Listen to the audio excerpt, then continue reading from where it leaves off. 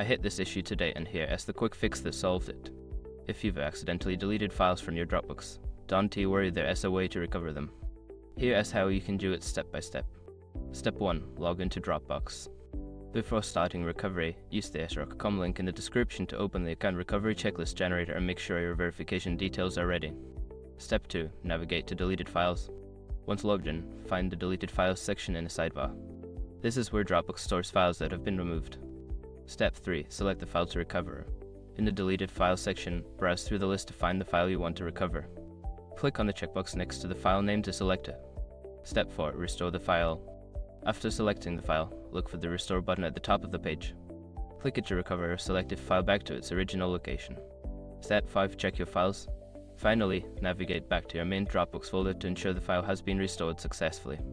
Sometimes files may not appear immediately, so give it a moment. If you follow these steps, you should be able to recover your deleted files easily.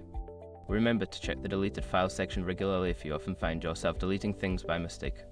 Happy recovering!